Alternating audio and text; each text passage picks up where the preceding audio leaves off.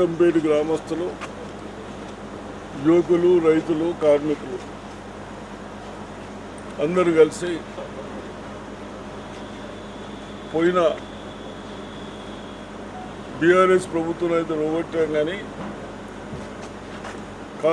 BJP ప్రభుత్వం కూడా గత 10 సంవత్సరాల నుంచి మాకేం పని చేయలేదు. మా పిల్లలకు నౌకర్లు రాలేదు, మాకు ఇల్లు లేవు, డెవలప్మెంట్ లేదు, మా డిస్టిక్ని ఏం పట్టించుకోలేదు.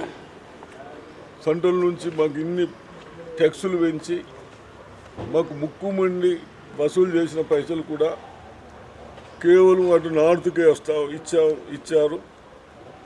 మాకు ఇస్తలేరు అన్న ఉద్దేశంతో యువకులు, వీకర్ సెక్షన్ వాళ్ళందరూ ఈరోజు పెద్ద ఎత్తున జాన్కంపేట గ్రామస్తులు కాంగ్రెస్లో జాయిన్ అయినందుకు వాళ్ళని స్వాగతిస్తూ తప్పనిసరిగా రేపు మన చదువుకున్న పిల్లలకు ఉద్యోగాలు ఇద్దాం.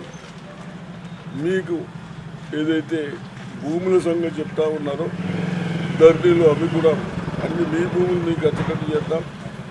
కొన్ని ఇళ్ళు పెండింగ్ ఉన్నాయన్నారు, అవి కూడా చేయించుకుందాం. అదేవిధంగా వ్యవసాయం కూడా రేపు ఆగస్టులో మనకు ఏదైతే మీరు రైతులు లోన్లు లేపి కట్టలేకపోయిందో, ఆ దరిద్రం గవర్నమెంట్ మీకు లోన్ మాఫీ చేయలేకపోయిందో దాన్ని కూడా ఆలోచించి లోన్లు కూడా మాఫీ చేస్తున్నాం ఆగస్టులో రైతులు.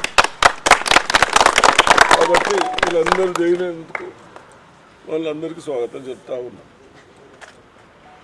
సరే మరి.